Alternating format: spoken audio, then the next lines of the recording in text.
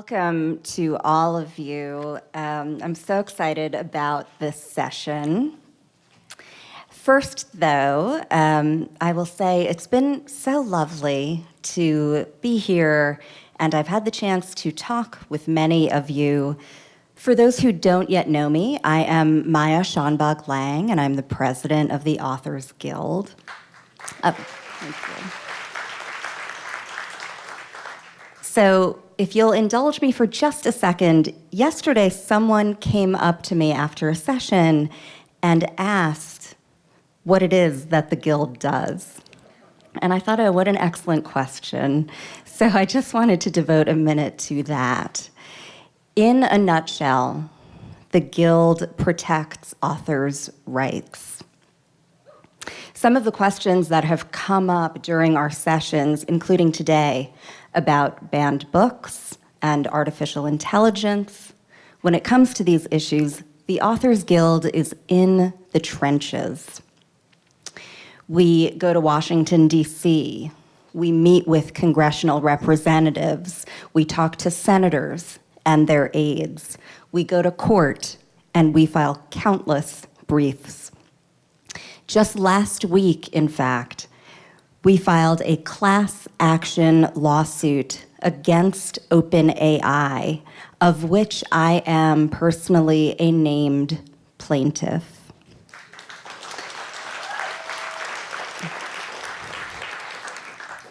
Going up against a company valued at approximately $70 billion is no small feat. But I am here to tell you all that at the Authors Guild, we do not back down from big fights. There are other literary organizations that have flashy PR campaigns. They kind of remind me of the prom kings and prom queens. We at the Authors Guild are more like that earnest kid at the library in classes. We are not at the prom because we're too busy. We believe passionately in words, ideas, and thinkers for which this festival has been named. And we believe in the necessity of spaces like this one and what they afford us. I wanted to remind you that in your programs, there is an envelope inside, along with a QR code at the very back. And for those of you who are able to donate, every penny goes to the work that we do. And the Guild is devoted to crucial work about which I am passionate. We are not devoted to flash, but to substance. On that note, I wanted to turn to our speakers today. What a pleasure and an absolute privilege it is to be introducing them. Patrick Radden Keefe is an award-winning staff writer at the New Yorker magazine and author of the New York Times bestsellers Empire of Pain and Say Nothing, along with The Snakehead and Chatter.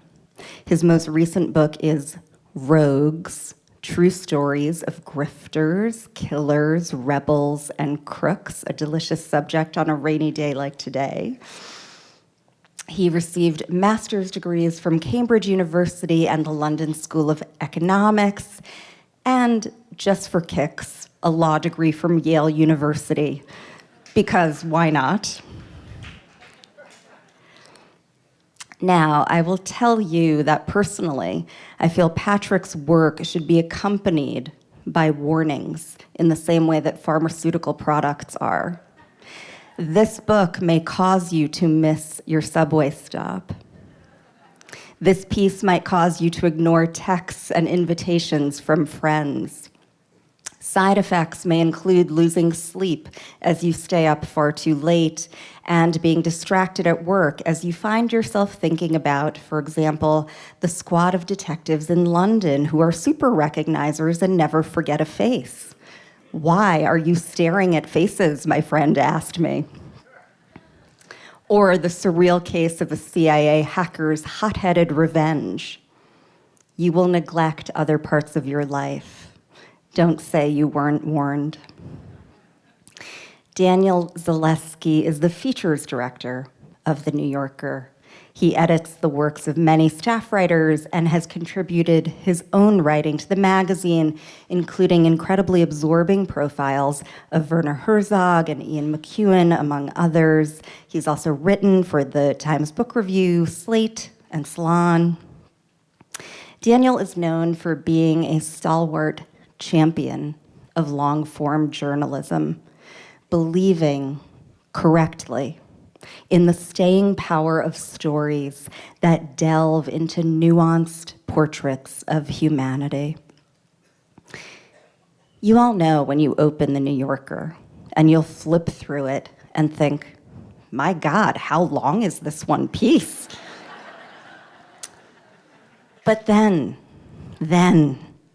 you find yourself immersed in it, not wanting it to end, and you think, thank goodness it's this long. Thank goodness it isn't ending anytime soon, and most of all, that it isn't being tidy, that it isn't wrapping things up with a nice, neat little bow. It is instead doing the work of digging into complication, which is to say, humanity. As an editor, Daniel has said, I am gloriously subservient to my writers. How gloriously lucky we are to have him and Patrick here today. With a gentle reminder to you all to please silence your phones, I will now turn things over to them.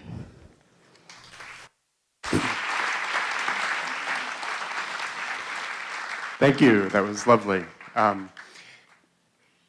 Given that we're following such a powerful session, I began to feel as I was watching that I was like, I'm going to come up on stage and people are going to see a New Yorker editor and they're going to see this bloodless enforcer of commas, and I have to prove to people that I'm not that boring, And so, I actually wanted to kind of say that part of what being a New Yorker editor is about is not enforcing rules. It's about sort of being almost like a graphic equalizer and recognizing that each writer you work with, if this person has a voice and talent, is to modulate your editing, like completely change the way that you do it to match what you think a writer does especially well. So there's certain writers, when I work with Jane Mayer, investigative reporter, there's a certain kind of snarl that you kind of want in the piece. And if Lawrence Wright is writing a piece, there's a kind of Southern gentleman tone that you kind of want it to be there. You don't want to screen that out. With David Gran, there's a kind of purple prose almost. We call it lavender together because you don't want it quite to be too much, but you almost want it to be too much. And when I think of Patrick, the thing that I have really come to admire in him is what I almost think of as effrontery, a kind of daring. The kid who stands up in class and says, I'm going to ask the question that the teacher doesn't want to hear in front of everyone, and I'm going to ask it, because why can't I ask it? And a lot of what Patrick's pieces are about is about channeling that feeling that we have in an age of inequality and seemingly like systems that never change. People get richer and richer, people get more and more corrupt, government gets more and more outlandish. And we just watch it and we get upset. But then someone like Patrick has found ways as a writer and as a storyteller to get to that moment when you look in and you peek and you say, hey, like in his recent piece about the art collector, Larry Gagosian, who the hell wouldn't you sell to? And that kind of question, it may not seem like it's investigative reporting, but it's actually the kind of question that people in power don't get asked. I think that we sometimes don't realize that there's an entire kind of culture of politesse, of respect, of lawyers' rules. All respect to Yale Law School, but that allow you to tell yourself, I'm a good person, I'm a successful person because I've done it this way. And I feel like you've always been attracted to these worlds in which not only do the people in that world have a code, but they often feel quite good about themselves. And you feel your job is to look at them frankly. And I just kind of wonder, like, where do you feel like that came from? You know, like you might think, okay, this comes from somebody who had his like nose pressed against the glass, kind of looking at, you know, but to me it's a sustained theme, a feeling of, I just don't want to be quiet about this. I want to ask the uncomfortable question in an environment in particular that is predicated on discomfort being not allowed. Yeah, gosh, what a good question to start with. I should say, to begin with, thank you all for being here. It's wonderful to be back in Lenox, a place I've been before, and I'm very happy to be back here with you today. And thanks to the Authors Guild for the invitation, and thank you, Daniel, for doing this. Daniel, with characteristic modesty, sort of undersold his role as a pretty iconic figure in the world of magazine writers. You may have noticed the kind of casual ease with which he name-dropped Jane Mayer, Lawrence Wright, and David Grann, three of the great living practitioners of magazine journalism and nonfiction writing. For people who do what I do, Daniel's kind of a cult figure. And every day feels very, very lucky to me to have the opportunity to work with him. I pitched him a story in 2005 when we were both a bit younger than we are today. And that was the first story that the New Yorker published of mine. It came out in 2006. And truly, I haven't written anything since, a book or an article, that hasn't started in conversation with Daniel. And so to some extent, he's really kind of imprinted himself in a way on everything I've done. So to me, this is a rare treat, and I hope for all of you just the chance to hear a writer and the editor that he's worked so closely with might be interesting. One of the funny things about storytelling, and I've noticed this when I write about people too, is that there are some people who are very good at explaining their own life. It's like they can see themselves in the third person. They can see themselves as a character in a story. I sometimes find this is true of people who've had a lot of therapy. And there's probably a little bit of artifice to this. So I'm going to give you an answer, but I should say it's like this is what I come up with off the cuff. Maybe I'm being overly reductive. I'm from Massachusetts. I grew up in Dorchester, a neighborhood in Boston, which is a big, diverse neighborhood. It's the most diverse neighborhood in the city of Boston. Large parts of it remain quite working class. And I went to a fancy New England prep school, Milton Academy, which was 10 minutes away from where I grew up, but also a world away. And when I was in college, I used to joke that I wouldn't have grown up in Dorchester if I couldn't have gone to Milton, and I wouldn't have gone to Milton if I couldn't have grown up in Dorchester, that there were these kind of two very different environments that I was commuting back and forth, just a couple of miles to every day. And Milton was, I think, in a way that was clear to me at the time and is way more clear to me in retrospect. A bastion of unbelievable privilege. And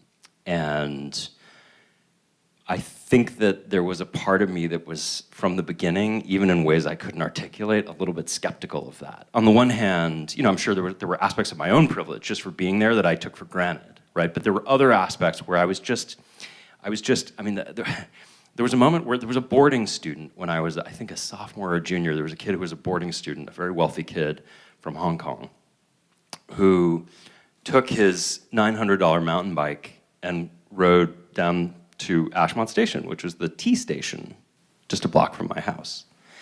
And it was a Friday night, and some local guys relieved him of his bicycle. And a memo went out to everybody in the school saying, Ashmont Station is no longer safe, and we're going to set up a bus service to shuttle people to the T station in Quincy, rather than go to the one that's a block from my house. And, I didn't have a $900 mountain bike, but also, if I did, I wouldn't have taken it down there on a Friday night. And it was those little bits of kind of friction between these two lived experiences that I think maybe just made it a kind of a skeptic of me. And yet at the same time, as you mentioned, I also went to Yale Law School. Like I have passed through a bunch of these kinds of elite institutions myself, and yet always with maybe some misgivings about some of the kind of assumptions that get baked into those types of environments and into the people who come out of them. And so if it's something like Larry Gagosian, who's actually the art dealer, who I just wrote this big profile of, who's somebody who actually came from quite a modest background in Los Angeles, but is now, a billionaire. Yeah, I want to ask him the rude question that nobody else asks. And I should say for the record, his answer to my question, is there anybody that you wouldn't sell art to? Because he sells to oligarchs and, all kinds of bad people. He really had to think about it. And then he said, maybe a convicted murderer? So I'm glad I asked. Just to give you, I'm sure a lot of you know his work, but the kind of thing that I think is emblematic of what you've done is the piece about the Sackler family, and to recognize in some ways, this is a family when you were writing about them, that had halls at the Met, halls at the V&A in London, all around the world.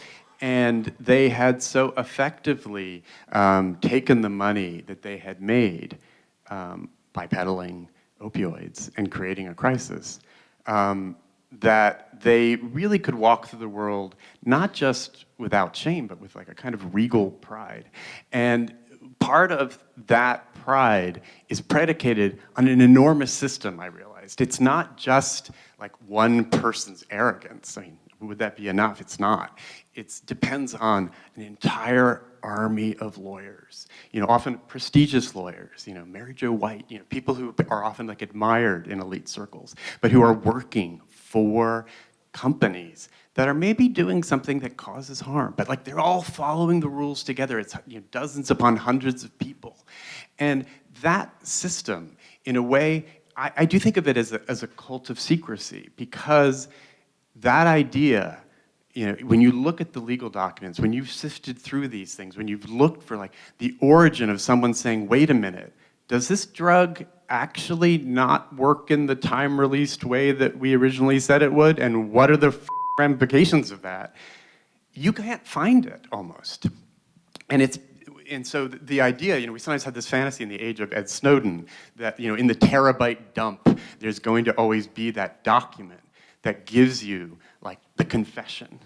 But actually what you kind of learn when you do the kind of work that Patrick does is that like such a document isn't almost going to exist by design, because people don't want to articulate what they're doing. Now, occasionally someone slips up, and that's where like reporters like you and Barry Meyer and other people like find that space. But that is what fascinates me about secret worlds, is that the people who participate in them, we all talk about omerta, we talk about say nothing, a kind of criminal world where you know not to speak.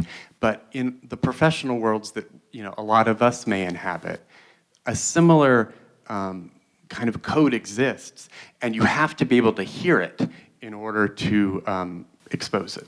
Yeah, I totally agree, and it's funny. I mean, even some big stories that I didn't work on myself. But I mean, if you think about, I'm always very struck, and this was the case with the Sacklers, right? So the Sackler family.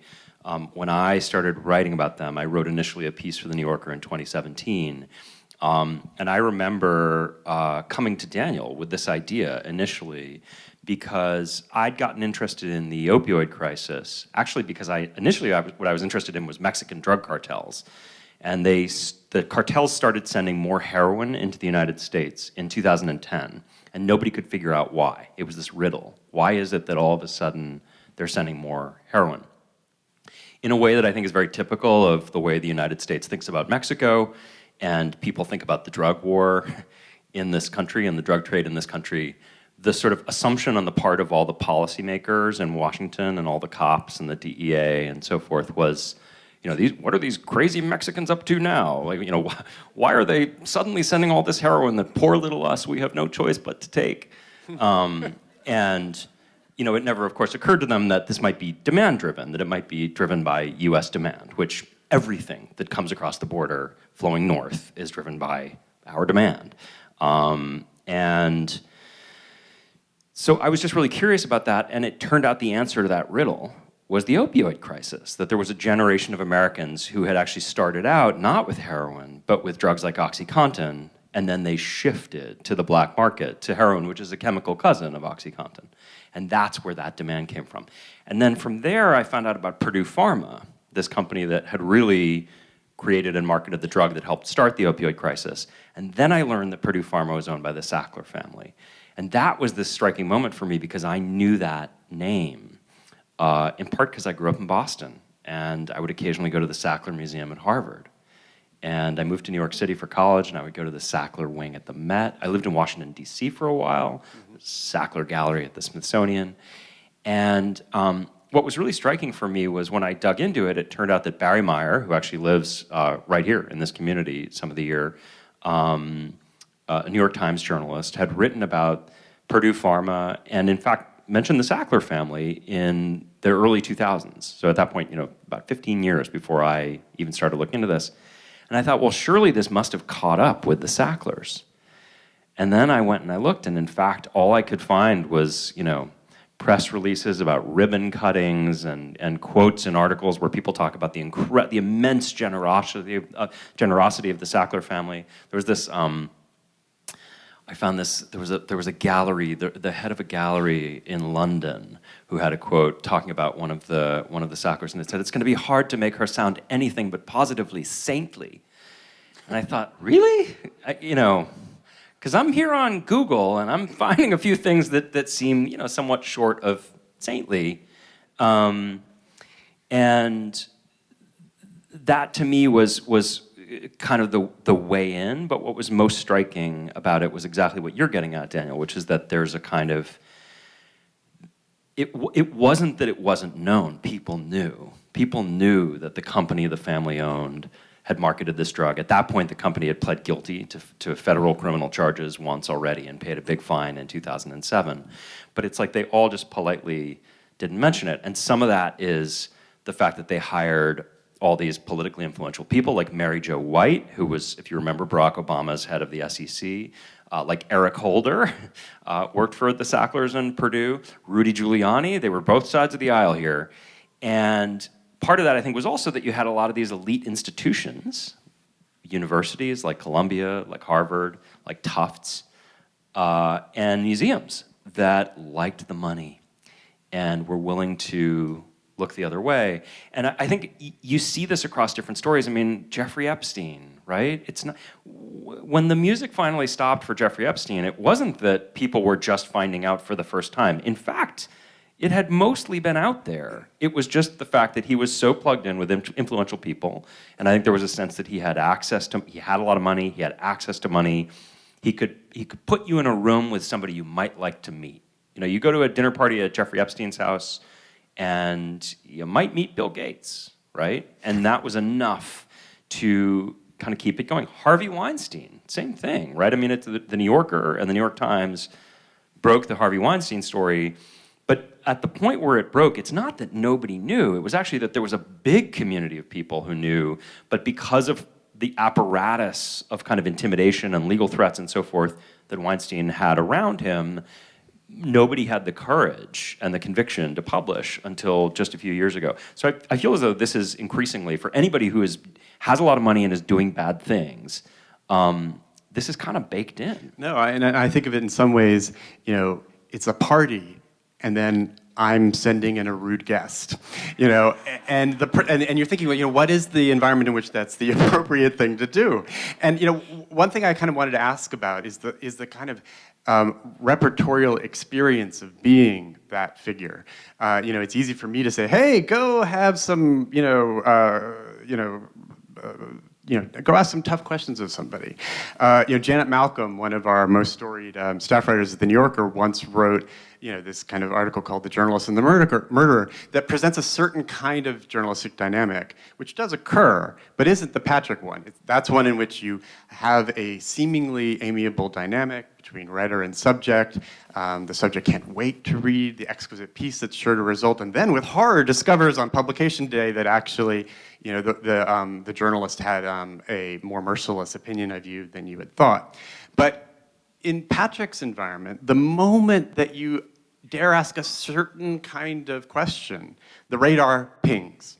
You're immediately that guy who's asking questions about provenance, about profits, about, wait a minute, when did they know that this was hurting people?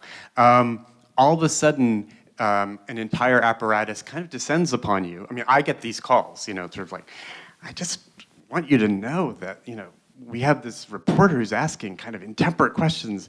We're going to call, Anna Wintour to make sure that she knows what's going on. And they literally that's what powerful people do, is they go, who is the person who has the prestige? Anna Wintour runs Condé Nast, which owns The New Yorker. So the thought is, you can call somebody and that leverage can be used to shame you because, well, of course, somebody in that world knows that person.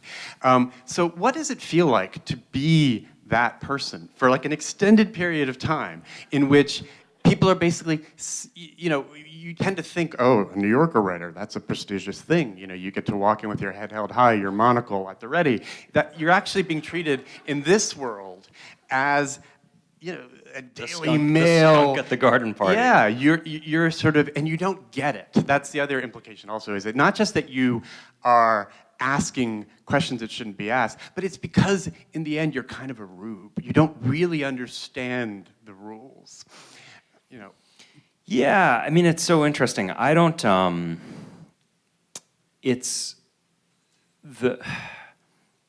there is this thing, and again, some of it is that I'm writing for The New Yorker and I live in New York, and I went to some of these fancy schools myself, right? And so there are some people who I do think there's almost an element of that you're a class traitor, yeah, right? For sort of refusing to look the other way, or for kind of sticking your finger on the soft underbelly. And so there is a little bit of that, and I think that that idea of calling. I mean, one thing it's a huge privilege to write for The New Yorker, right? To get to work with people like Daniel, to get to write long articles and take sometimes 6 months, sometimes 9 months. That Gagosian story I spent 9 months on, And another part of the privilege is that I know that when they try and call in those favors, when they try and do the power map and say, who do I know that can reach out and touch this guy? That if Daniel gets the call or David Remnick gets the call, they're not going to come in and tell me, no, you can't write that. And as a consequence, there are all kinds of moments at the magazine, not just with me, but with others as well, where Remnick in particular, the editor-in-chief of The New Yorker, he has to move through the world himself, and sometimes there'll be some big media baron who doesn't like the profile that we just wrote about them, and it's an awkward conversation for David over canapes somewhere. And to a lesser extent, I have that too. But what's interesting to me is that I do think that idea of how do I reach out and touch? Who do I call? I think of it as because I used to get this all the time. I got this with the Sacklers in a big way. A lot of the time what they'll do is they'll sort of say, it's never them, it's never the person themselves, it's one of the people who works for them. It's their PR person or their lawyer, and they'll say, you know what, this conversation isn't going the way, I'm gonna need to talk to your editor. I'm gonna need to talk to the boss. I think of it as the can I see your manager school of, I don't like the service that I'm getting here. Is there somebody above you that I can call? So there's that. I love getting these calls. Which I know exactly, because I know, well, it's great. I think it's sometimes a bad quality of me, but I enjoy it. I think gladly, yeah, exactly. My inflexible manager. If you don't like me, you're really not gonna like him. So there's that, and then there's this other thing, which is the kind of, I mentioned a second ago about Jeffrey Epstein, that he kind of created this world, right, in which he's got sort of a salon, and he knows all these people at Harvard, and there are all these interesting people in his orbit. And I think there are a lot of very powerful, wealthy, influential people who do this. And one of them is Larry Gagosian, who, this art dealer I wrote about, who famously has these unbelievable parties. He's famous for his parties. And he has, I don't know how many of them a year, 10, 12, 16 parties a year. And the whole thing is if you go, you might find yourself with the actress Jennifer Lawrence sitting on one side of you and Mick Jagger on the other side. And of course, if you're somebody who has that kind of party, then there's all kinds of other people who want to come to your parties.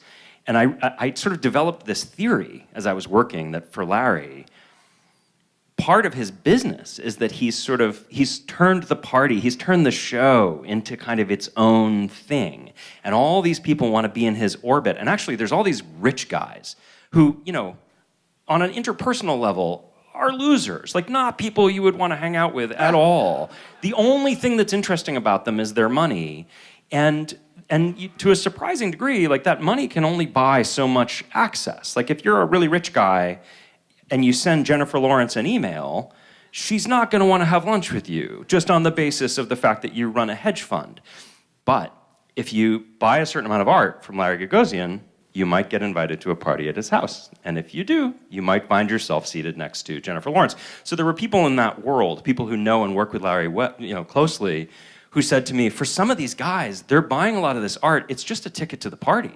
Like the art itself is kind of immaterial. So we had this interesting moment in my second meeting with him. I had 3 meetings with him.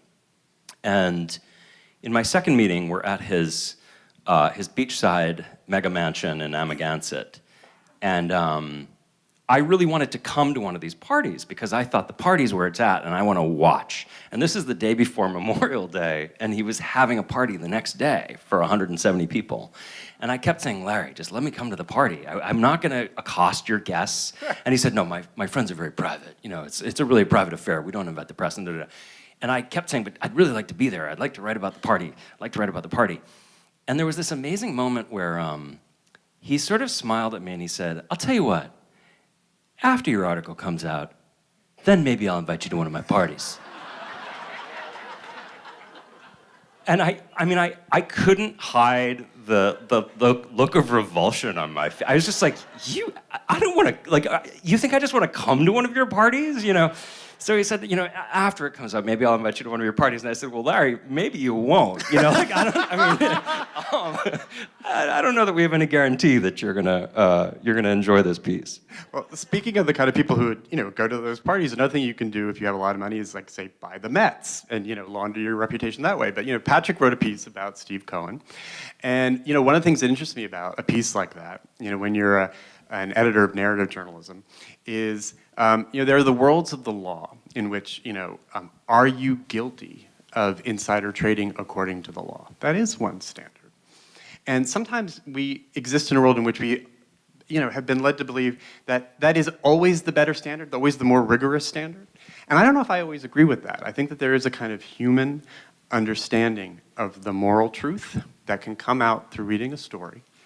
And that sometimes you go, wait, there was this code system in which people would say, for or orange in response to a question.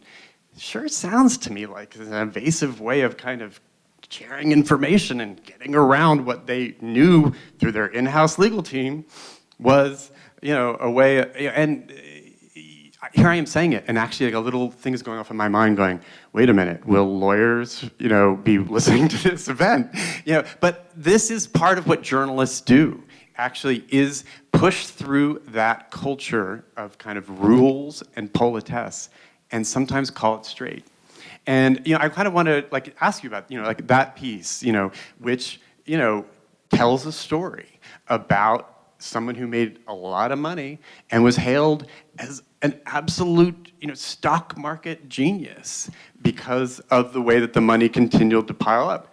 You decided to tell the story of that, and what did you feel is the truth-telling value of doing this rather than just calling for prosecution of people?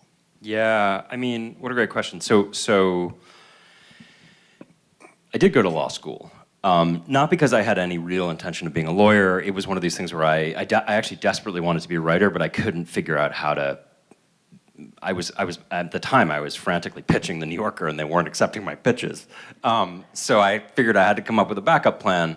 And the woman I was dating at the time, who is now my wife, was heading off to Yale Law School, and so I sort of followed her there. And so it worked out in the end. But though it's a very expensive way of coming by a career in journalism and a spouse. There are cheaper and probably quicker ways to do it. But it did make me think a lot about the law and the limits of the law, and about evidentiary thresholds.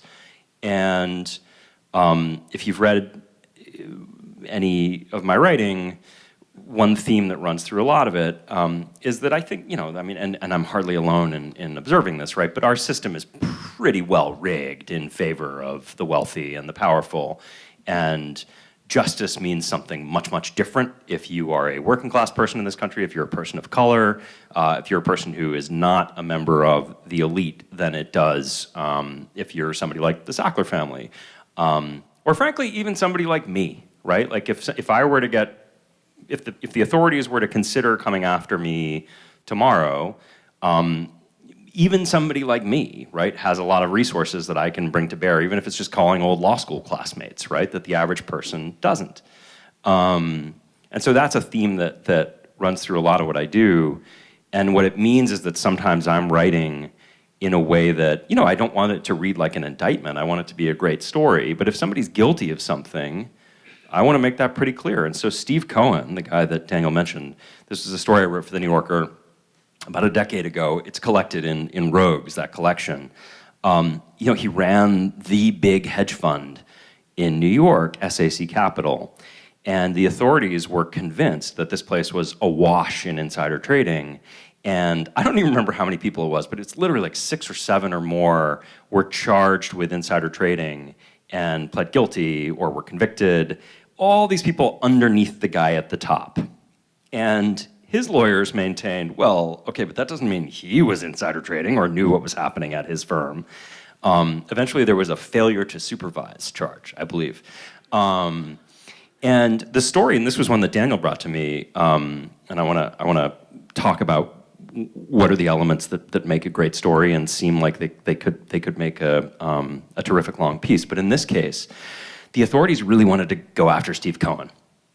But they needed somebody who could flip on him and would cooperate. And there was this one guy, Matthew Martoma, who was a young portfolio manager at SAC Capital. And he had done this enormous insider trading kind of move, basically, where there were a pair of Alzheimer's drugs, or it was one Alzheimer's drug, 2 pharmaceutical companies.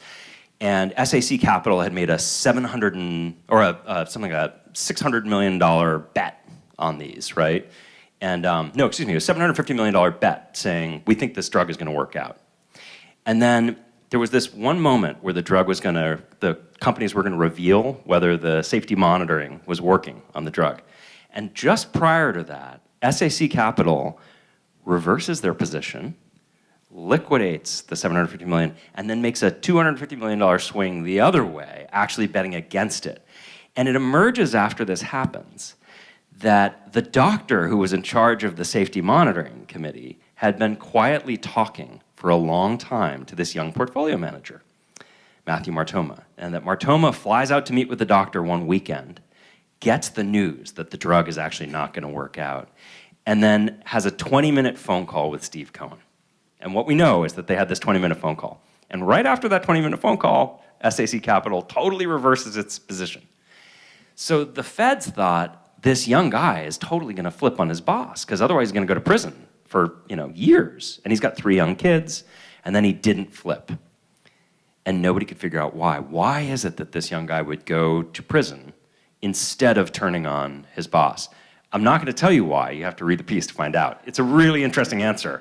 But that was one that Daniel came to me with, and to me it seemed transparently clear that Steve Cohen was just up to his eyeballs in insider trading. it may be that the federal government couldn't prove that, but that doesn't mean that inside the context of a piece, I can't sort of make the case. And I should say, in my book, Say Nothing, which was about a murder in 1972 and the Troubles in Northern Ireland, at the end of that book, I identify the person who I believe was the killer in 1972. That person is still alive, and they had never been named as a suspect. And after the book came out, they weren't arrested by the cops, and they weren't prosecuted. And so people sometimes ask me, well, how do you feel about that? Naming somebody as the perpetrator of this terrible war crime, and then they don't end up prosecuted. And I feel fine about it because the threshold of evidence for a criminal prosecution is much different than it is for me. I wouldn't have published that name if I wasn't 100% certain that I was right. I'm still 100% certain that I'm right. It would have been grotesque, right, to point the finger at somebody unless I was convinced that this person had done it. But I'm in a completely different lane than prosecutors are, and I think for good reason. Obviously, it's a much lower threshold for me. Mm-hmm. Yeah, that's not the only murder case that you have, investigated on the magazine's behalf and actually, come, to the point of solving. There was a story that we ran about Amy Bishop, a professor at the University of Alabama who ended up engaging in a horrible mass shooting event. And it turned out that her brother had also died. And the question in that piece was sort of what, given that 20 years earlier another act of violence had occurred in that household, a thought occurred to me. Actually, as a parent and as somebody who had developed that sense of I do whatever it takes to protect my kid, but how far should I go on that, on an ethical level? I began to wonder, what would I do if my own kid hurt one of my own children? Would I cover it up? And what would be the ramifications years later? And this was a kind of a question I had. But Patrick didn't just look into it. You kind of, in the manner of a detective, really put lots of evidence together and came up with a narrative that I think is very persuasive. And I just wonder, as a trained lawyer, what kind of moral responsibility do you feel when you present? Again, this is something that didn't have any immediate legal effects. It's just in a work of journalism, a story that says, this is actually the best explanation for what happened. It's uncomfortable, but I'm going to say it. When you have that moment of threshold, I remember when he called me at the end of the Say Nothing project, and actually I call this the orchid thief problem at the New Yorker, where you almost go to the end of the article and then you're looking for the orchid thief and you don't find the orchid, and so then you had to say it's a virtue that we didn't find the orchid. It's an amazing, sort of wonderful thing, because so many projects of journalism end in an almost closure, And the Orchid Thief is a wonderful article and a wonderful book, and because Susan Orlean is a great writer, she totally makes the fact that in that book, this orchid hunter goes hunting for this amazing object and doesn't find it in a swamp moving and great. But of course, journalists often want to get the orchid. And when you do, but you realize it's not just the prize as a reporter, but a kind of awful thing you've discovered. How do you go through that question of, I'm going to publish this, it is somebody's, we were just in that previous panel, people talk about memoirs, about the intimacy of your own story and how powerful that is. When you're telling somebody else's secret, when you're telling something that person maybe doesn't even acknowledge to themselves anymore after all the years have gone by. I think it's an abiding theme of Patrick's work that he's coming in after the crime has been done, after there's seemingly the getaway car has been parked, and then, then someone's coming in and saying, wait a minute, I see something here. How difficult is that for you when you actually feel like, I'm going to reveal something that, isn't just a scandal, a financial scandal, but actually a kind of life and death secret? Yeah, I'm going to answer the question, and then I want to actually pivot and ask you a question, because it sort of grows naturally out of that. There's There's a great documentary, which I don't know if any of you have seen. If you haven't, you should. I think it's on Netflix. It's about Joan Didion, and it came out probably 3 or 4 years ago. It's made by her nephew, the filmmaker Griffin Dunne. And there's an incredible moment, which certainly a lot of friends of mine who are journalists latched right onto, where Griffin Dunne at a certain point is asking Joan Didion about a moment in Slouching Toward Bethlehem, where it's Haight-Ashbury, it's kind of the absolute just height of the craziness. And there's this moment, which some of you may remember from reading Slouching Toward Bethlehem, where she's confronted in a house by a little, I think it's a little girl who's like 6 years old, and she's covered in angel dust. She's like dusted in angel dust, in PCP. And Griffin Dunne asks, and Joan Didion is, very small and bird-like and perfect posture and kind of sitting there just very composed in her beautiful apartment in New York, answering these questions. And Griffin Dunne says, what did you think when you were there, and this, just the kind of decadence and the madness and just the total insanity, this little girl covered in PCP, what was going through your mind? And Joan Didion goes, well, what I thought was, this is gold.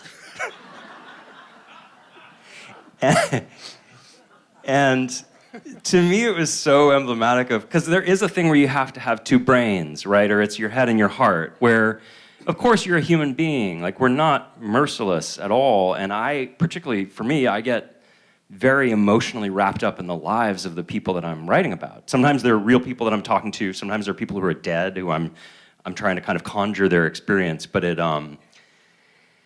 and yet there's also the part of me that's thinking about the fact that I'm writing a story, and you are a bit of a detective, and you want to crack the case. And so the most profound example of this for me would have been at the end of Say Nothing. I made this discovery about who had pulled the trigger back in 1972 in this case that was the heart of that book. And this was something where Say Nothing started as an article in The New Yorker, a long article, but I didn't figure it out when I was doing that. It took years of investigation, and then I was alone at home.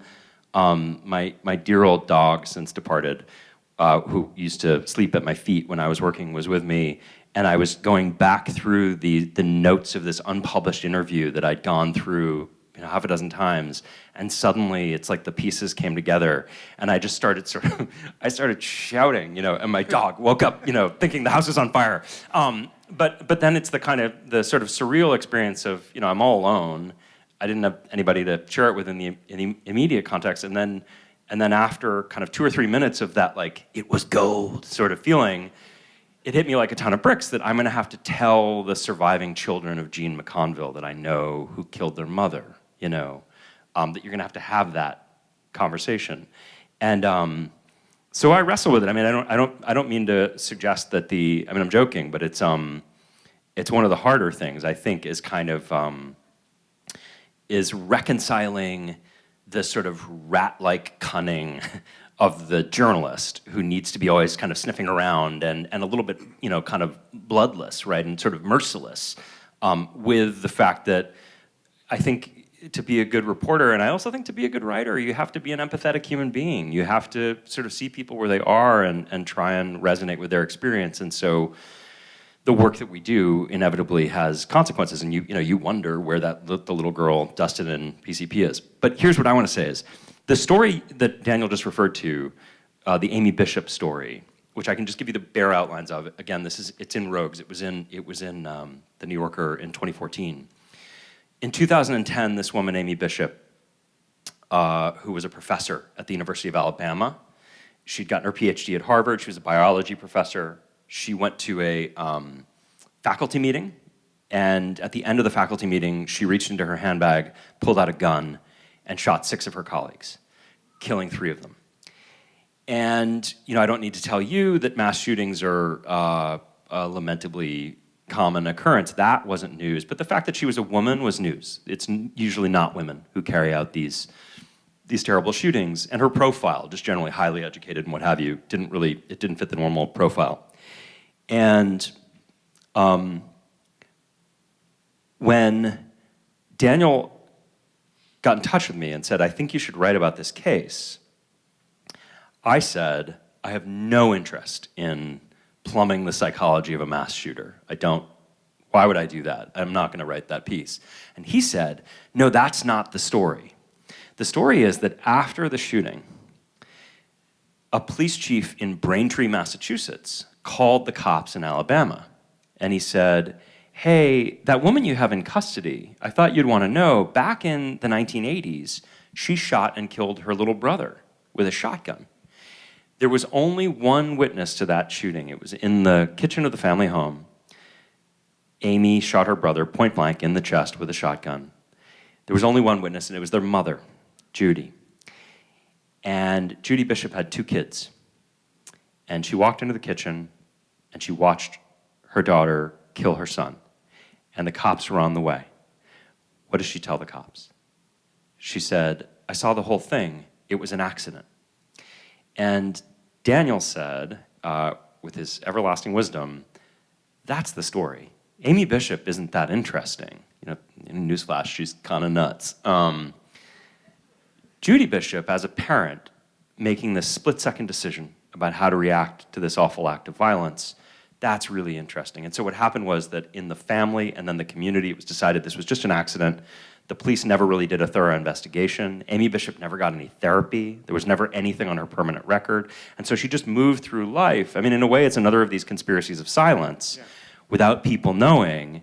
And in 2010, she shoots 6 of her colleagues, killing 3 of them. So here's my question for you, Daniel. How do you see those things? In the same way that the Steve Cohen story, Steve Cohen as a figure is interesting only up to a point, but the idea of this young guy who's got everything to lose, who works for Cohen, and then refuses to roll on him. Like, when you read the newspaper, is it a situation in which you're kind of trying to find another angle in? Are these things that just occur to you spontaneously, or is it that you're looking for them? Well, it's hard to say, but I mean, in some ways, I think, when you do kind of forage through, the world, as I think we do, sometimes looking for something that isn't familiar. You look at an article and go, I know that. I've seen that before. I recognize that political group. I know, and then you see a name, or you heard a term. Like, I very vividly remember, when I first started at the New Yorker, just reading something in, Foreign Affairs or something that, I was sort of almost like forcing myself to read this article. And then I saw this phrase, extraordinary rendition. And at first I was just sort of like, what a kind of beautiful phrase, extraordinary rendition. And I sort of thought, like, what could that mean? And then I had this feeling, which I do sometimes to myself, which is I just go, well, what is known about this? And often I'm just educating myself. I'm like, okay, everyone knows what this is. But sometimes you find that gap, where you say, actually, this has not been articulated by anyone. The people, and I remember with that, I called Jane Mayer, one of our reporters, and just said, like, what is this? And then she ended up doing a whole series of things where she, and it's great to be able to feel like you're the person who gets to, like, walk around the top of the mines and go, you please go spelunk for me, go do that, but it's that, that initial attraction to a mystery that I think I do key into. And systems, I think, part of the reason why we're a match, the reason why I say something like the Amy Bishop story is interesting to me is it's sort of a reverse of the kind of corruption collusion that we were talking about, in which, like, oh, come to the party, you may get to meet this person, and, like, that's my way of buying your silence. There's actually a way in which empathy and kindness in that community, a mother's grief, we don't want to make it worse. We're not going to ask too many questions. I'm the local police chief. I care about this community. I get to make the decision about when we look too close and we don't. I'm actually quite sympathetic with every single individual choice that maybe a person would make in that scenario. But collectively, it led to, like, a horrible knock-on effect 20 years later, and a tragedy that kind of shows where that kind of community dynamic can lead. That interests me, and I guess what I do as an editor is you always have to be, in addition to receiving this tremendous bounty that writers give you, is try to meet them sometimes with something that you feel isn't just a news story. News stories are great and they're important, but that where you feel like it's going to introduce you into a kind of world and a web of social customs that lead either to tragedy or object, and that's kind of what interests me as, that's why narrative journalism attracts me, is because, we do profiles. It's almost like one of the hallmarks of the New Yorker is, but even when we do a profile, like, every time, part of the reason why they're 20,000 words, right, is that, in order to do a profile well, you actually need to call the 45 people, the 150 people around that person to see how they're an emblem of a network. And the actual kind of interview where it's actually just, like the kind of FT lunch with, Salman Rushdie, I'm not actually attracted to that form. As much as the people are brilliant and clever and smart, I'm interested in profiles because they teach you usually something about the subculture that person comes from. And so I guess always, you too are attracted to these kind of networks and communities, and that's, I think, where you find good stories. Yeah, I have another question for you. I'm turning the tables here about that, which is that in terms of the FT kind of lunch with thing, so big profiles, this is going to sound like a weird thing to say, but I wrote a big profile of Anthony Bourdain before he died. I spent a long time working on it, and was very pleased with how it came out. And I liked him. I admired him. He was a complicated guy, and there was a lot of darkness in his life. This is prior to his suicide. I didn't have any inkling that he was going to kill himself, but I remember calling Daniel halfway through the piece and saying, this was supposed to be this fun lark where I traveled around eating great food with Anthony Bourdain, and he's really depressed. But I remember this conversation that I had with him just before the piece came out, where I said something like, it's going to be weird for you. There are going to be things you don't like about the piece. And I was sort of trying to explain what I do. And I said, if somebody took your photograph and no makeup, and it's not favorable lighting necessarily, it's just a really close-up shot of your face. I don't think any of us would be really comfortable looking at that. And that's kind of what I'm trying to do. And so there's this sort of weird sense in which I realize that for me, again, it's going to seem like a strange thing, but if a big piece that I write about someone doesn't induce at least a little bit of discomfort for them, I feel like I'm not doing my job. And it's strange because I feel like there are a lot of other journalists I know, I won't mention any names here, but there's a tendency sometimes on social media for some very good journalists who write profiles, they'll write a profile of, famous actress. And then the actress will post about how much she loved the profile on Instagram. And then the journalist will post about how the actress is posting about how much she loved the profile. And it always causes a little bit of discomfort for me because I just sort of think, it doesn't feel like the business that I'm in, which is not to say that everything has to be a hatchet job. I mean, the piece about Bourdain was, generally speaking, a sympathetic piece. But I wonder if you have a view on that. The notion of or whether you even really care, sort of what happens once the thing comes out, what the subject thinks about the piece. Yeah, I mean, it's interesting. I was thinking of actual photographers and portraitists in the sense that, there's actually a photographer, Richard Burbridge, who kind of does exactly what you're talking about. It's sort of, these almost odes to nose hair, and you kind of look at them, and you're like, oh my gosh, I can see every little bit of unshaved bit on Colin Powell's, lip, and that is. That's your way. But then there are other people who actually, invest in the romance. And I think there's a way to do it that's like a publicist. And then there's a way actually where you say, I love this person's art. And actually my agenda as a writer is to convey that. I remember Larissa McFarker, another one of our great staff writers, once talking about the Janet Malcolm betrayal trope. She said, I never do that. My goal when I write about the poet, John Ashbery, is to try to capture his mental life as sympathetically and honestly as possible. So I just think that there's different ways of doing it, and that's kind of why I mentioned the effrontery, with you, is that I think for you, it's with a flash, you're a flash photographer. You're the person who wants to see every pore, and what makes a good magazine is one in which you have different, photographers contributing. If I ever do another collection, I'm Yeah, going to call it Ode to Nose Hair. Exactly. We've The gone on ode a to little too long. nose hair is probably the exact segue I had in He's a great mind photographer, for Richard the Berman. Q&A portion. I'm now very hyper aware of my own nose and pores as I stand here. Before we turn to the Q&A, let's please give our speakers a round of applause.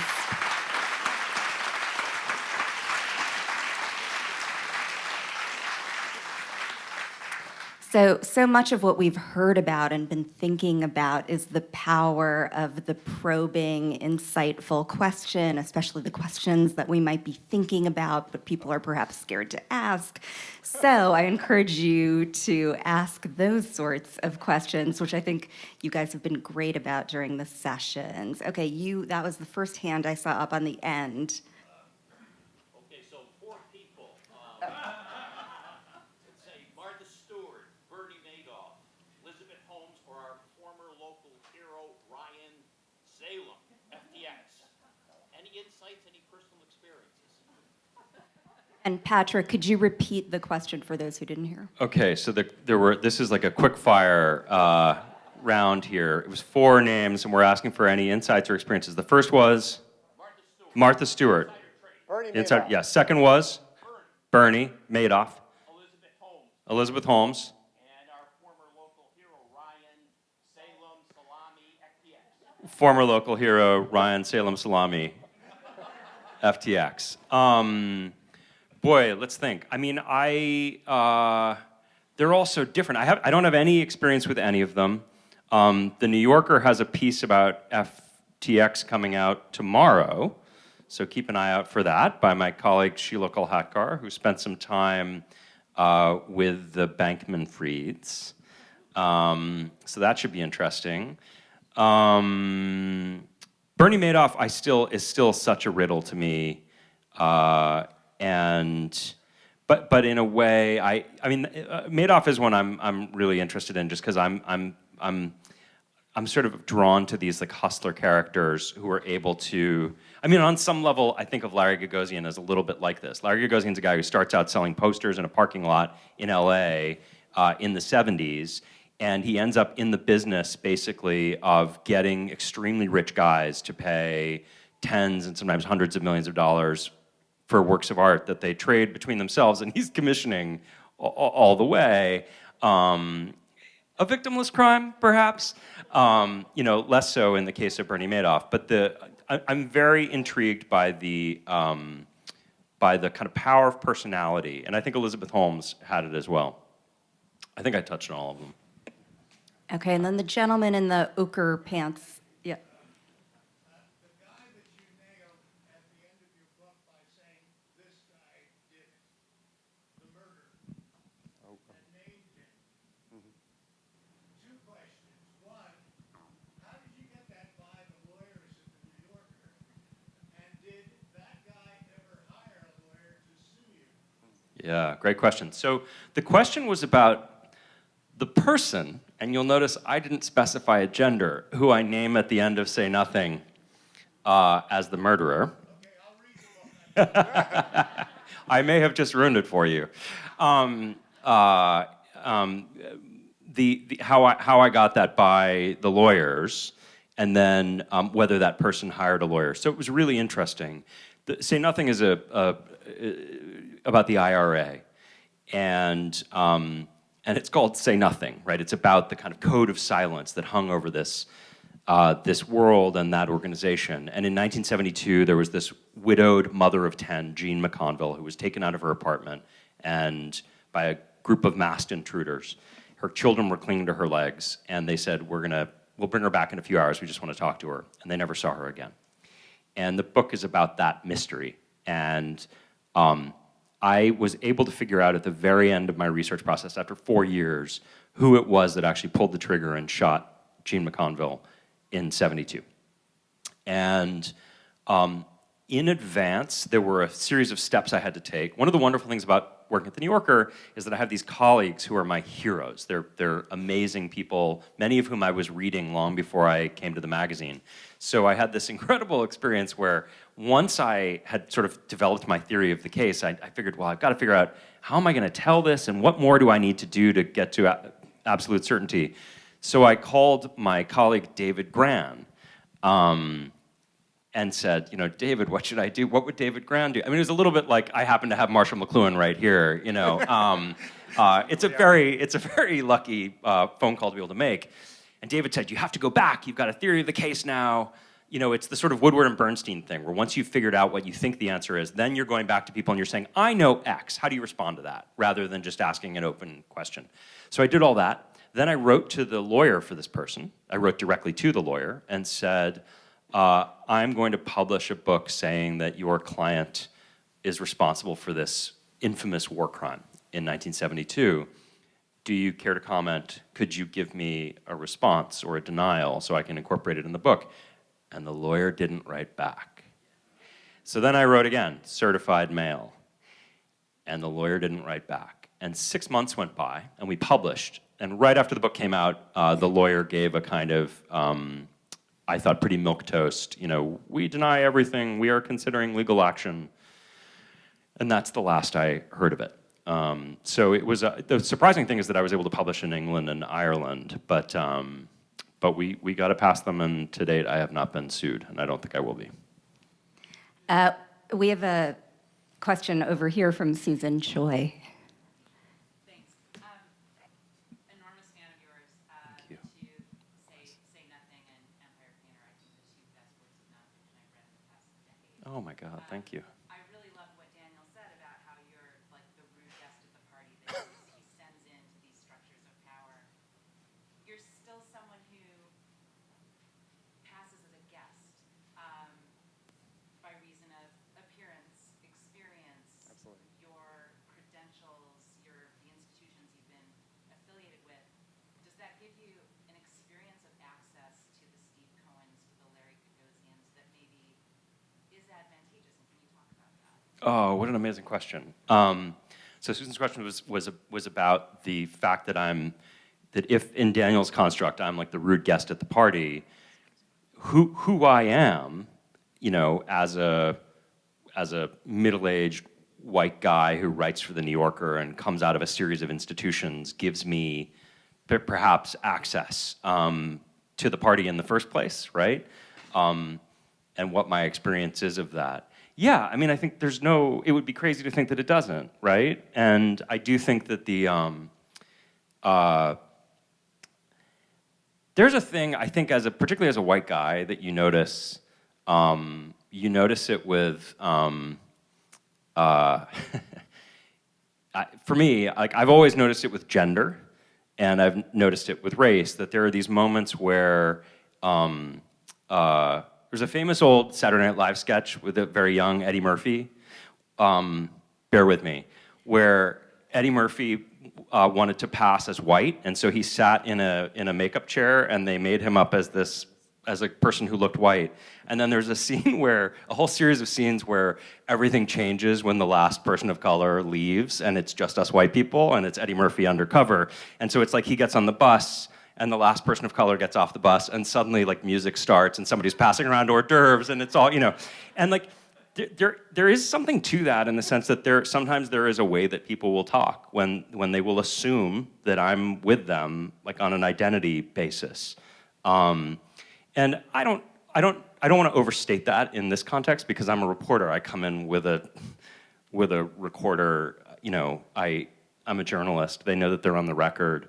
Most of the time with these powerful people, there's a lawyer in the room. There's PR people running interference. It's not that they're naive at all, but I do think that there are a set of assumptions that they might make about me. Or if it's somebody like Larry Gagosian, who's a macho guy, Larry Gagosian, there's no question at all, he is most comfortable talking with alpha, white men who are a little older and a lot richer than I am. But I'm close enough to that, right? That there's a sort of idiom.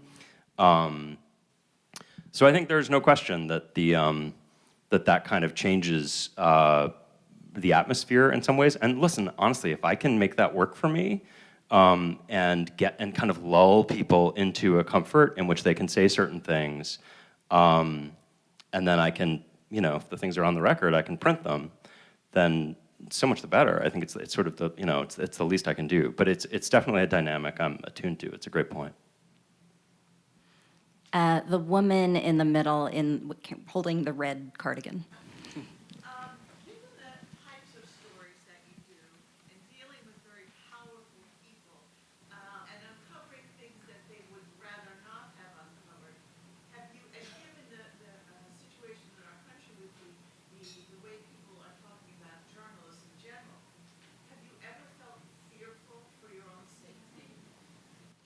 So the question was whether I've ever felt, given given all the prevailing issues surrounding journalism and some of the powerful people I've written about, whether I've ever felt fearful for my safety. It's interesting. You're kind of catching. This is a slightly tricky one for me because I have an allergy to journalists who, particularly like powerful institutions. Like I have a kind of power, right? Let's face it. And I have an institution, two institutions, if you include my publisher, that I'm aligned with, that give me a great deal of privilege. And I'm a little skeptical, and I think you should be skeptical too, of anyone who's like in my situation, who sort of overplays the personal risks and daring do of their own journalism. There's a sort of self-heroizing thing that happens. I love this work. Don't tell Daniel, but I would do it for free. And I think it's important. I think it has a real value. And so there have been moments, like I've gotten lots and lots of legal threats. With the Sackler book, for 2 years, I had this like intense epistolary relationship with this awful lawyer they hired to send me letters. But I didn't, but I had the first of all, I had the backstop of the New Yorker, I had the backstop of my publisher, and I had truth on my side, and so there haven't been moments of terrible fear. I'm going to tell you one very quick story because it's funny. It's a good story. The closest I've come to really worrying for my safety was when I was working on Say Nothing. At one point, I had to go and interview this guy, Terry Hughes. And Terry Hughes is the brother of Brennan Hughes. And Brennan Hughes is this like ferocious IRA commander, now dead, but a big character in the book. And Terry Hughes lives kind of near the border between the North and the Republic. And he asked me to meet him at this bar. And when I got there, it was in the middle of it was like high noon. It was like there was nothing around for miles, and then this one solitary bar. And I pulled up in my little rental car. I come from Dublin, and I went into the bar, and it was like, again, it was like a Western. Like the door creaks open, and there's like 8 very tough-looking guys in there, and they're not together. They're all like drinking by themselves in the same bar, and they all looked up kind of simultaneously with just, daggers in their eyes. And Terry was there, and he was nice enough, and he suggested we sit at a picnic table out front. And so we sit down, and he sends me in to get us pints. And so I go in, and I get 2 pints of Guinness, and I come back out, and it's kind of awkward looks from the guys. And then I pull out a notebook, and I start writing while Terry's talking to me. Remember, the book is called Say Nothing. And Terry finishes his beer, and he sends me in to get another one. And so I go back in, and the guys are really eyeing me now. And I get the beer, and I come back out, and he finishes this beer, and I go out and go in and get another one. And this time, one by one, they follow me out. So I'm sitting with Terry. He's on his 3rd Guinness. I'm still working on my 1st. I'm taking notes while he talks, and we have this like little half moon of these extremely tough-looking guys who look like they don't want us to be doing an interview about the IRA right now in front of their bar. And it's all getting too awkward, and then one of them asks me, he says, "Where are you staying?" And I say, "Oh, in Dublin." And he says, "Well, where in Dublin?" I say, "A hotel." And he says, "Well, which hotel?" And I'm really getting a little jumpy. And so at this point, I say, like, you know what, Terry, this has been great. I think we could continue this conversation, perhaps by WhatsApp when I'm back in the United States. And I'm sort of folding up all my stuff and rushing off. And I feel like I've sort of just barely gotten out of there, and I run over to my rental car, and I get into the car, and I close the door, and I let out this big sigh of relief, and I'm looking at the dashboard because I've gotten in the wrong side of the car because the steering wheel's on the other side. And there's this painful moment where I look up and I see them all crack up. They're just like absolutely just, losing it, laughing at this terrified American who just got in the wrong side of his car. So then I have to open the door and go like, "It's all right, and I'm really leaving this time," and go around to the other side and drive off. Anyway. So that was the hairiest moment I've had, which is to say, not too many hairy moments. I wish we had time for everyone's questions. Unfortunately, we have to wrap up. I hope that scene is one day in a movie because it is so good. Let us thank our speakers again. Thank you all. Thank you, Daniel. Thank you. And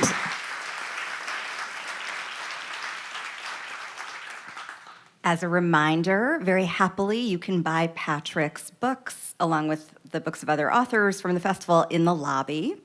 Our next session at 5 p.m. is with Stacy Schiff and Marty Barron. And thank you to all of you for being part of the WIT Festival.